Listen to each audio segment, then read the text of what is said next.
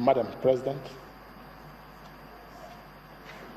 President of Republic of Liberia, Ellen Johnson Sirleaf. Again, let me welcome you to Imo State and welcome you officially to Rochas Foundation College of Africa.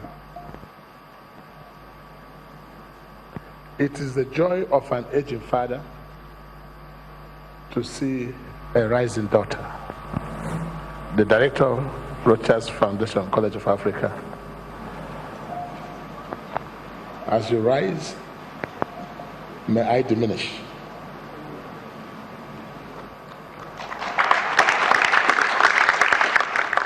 The First Lady of Imo State,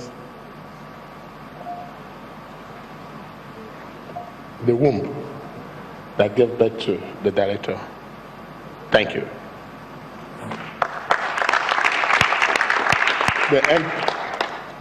The Speaker, Imo State House of Assembly, Secretary of Government, Chief of Staff, let me on your behalf and on behalf of these children welcome the entourage of Madam President, the Minister of Foreign Affairs, the Minister of Education, Minister of Gender, and my friend, a younger friend, Minister Otak Portfolio, but controls all portfolios.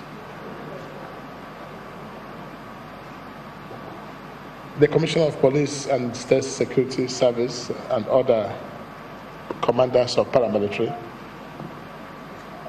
Your Excellencies, my children, the future governors, future presidents, the future business tycoons, Commander-in-Chief of all businesses of the world. On your behalf, I speak.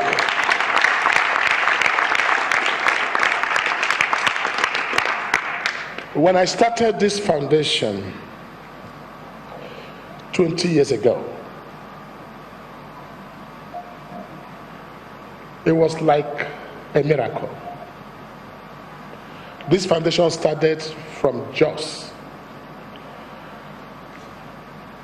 at the mosque, where myself and my family, when they were kids, and we'll go to this mosque every Friday to help feed the indigent children, what you call the beggars. And as we keep going there, the population kept rising. And one day, my wife said to me, in the course of discussion after our morning prayers, for how long shall we keep this giving alms of charity to them? And the population kept increasing. We must do something to empower them themselves so that they no longer beg on the streets. That's the story of Rochas Foundation Colleges. And then we decided that rather than giving just the food and support and cash, we could now build schools for them. And today we're proud to have 10 Rochas Foundation Colleges across this nation with over 15,000 children. Most of them, 75% of them are orphans. And that's the qualification with which we can come to this school. In other words, you don't have anybody who could help you.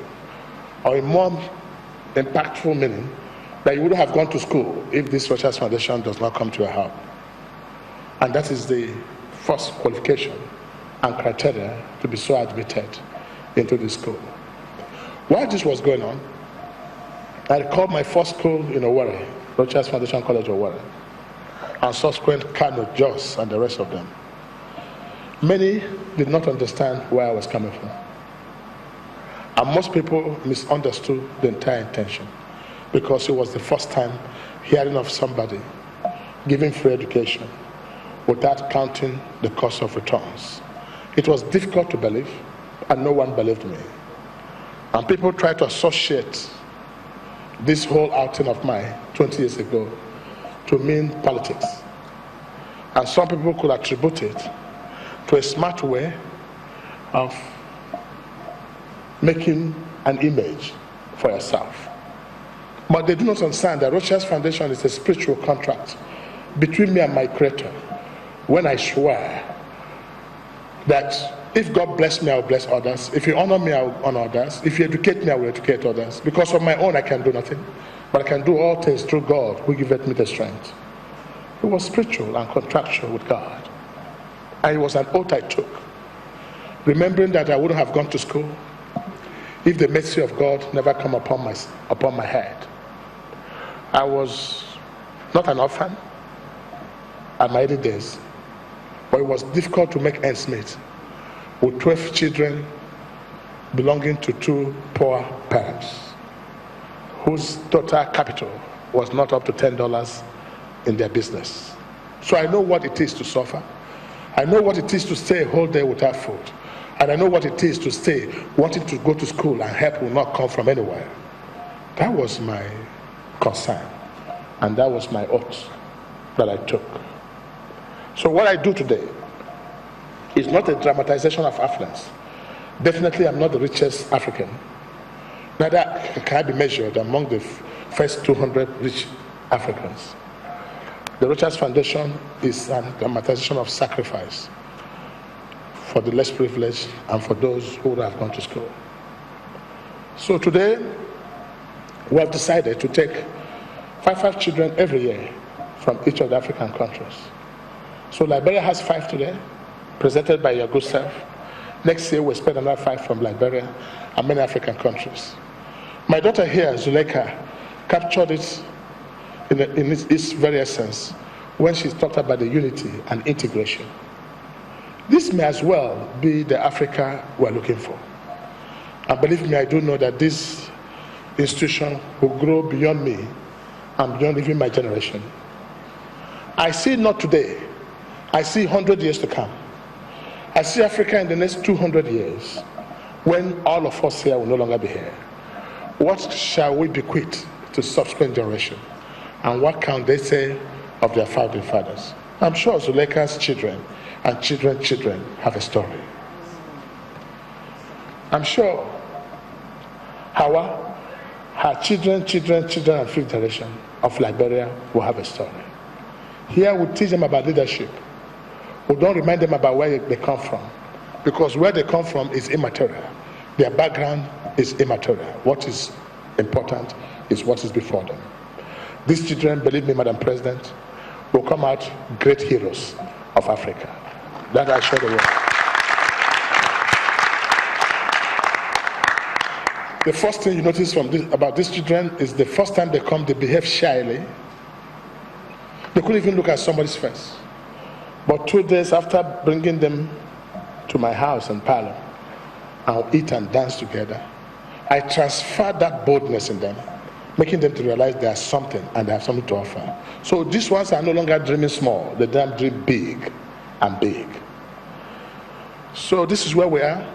But we are calling all Africans to support this vision. We're lucky and we're happy that President Olusegun Obasanjo is the chairman of board of this great institution.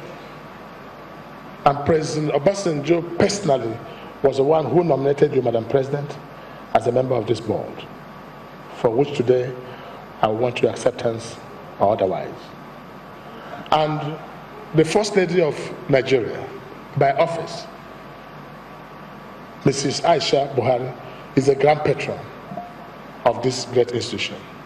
And that woman single-handedly took it upon herself in Ethiopia, telling all First Ladies of Africa, all presidents, to send in their children.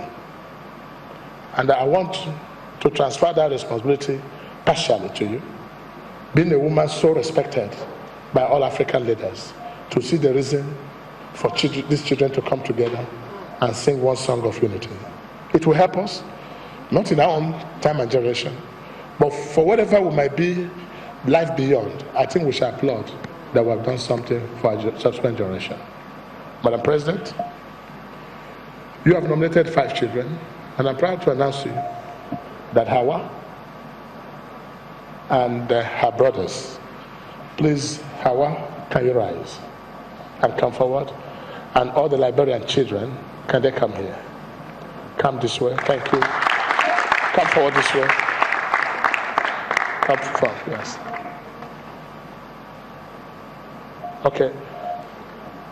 Thank you.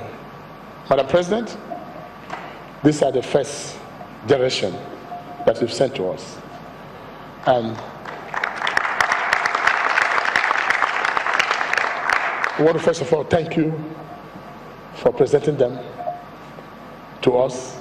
And we're told there was serious competition, and these were the few lucky ones out of many children that want to come. And today, it's my pleasure to say this is your handwork, and I want to give you another applause. And can you now turn and take a bow and greet your mother? Thank you. Thank you.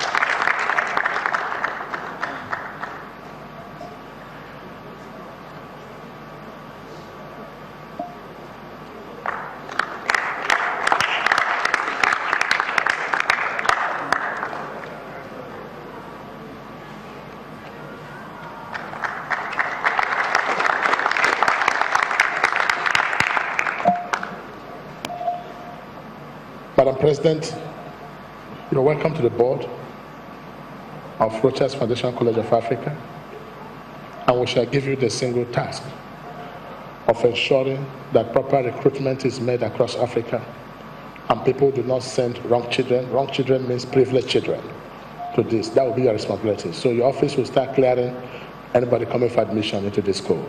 So make sure the purpose for which it's meant is achieved.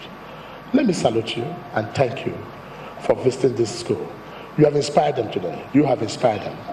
And this will go down the rest of their life. God bless you. Thank you.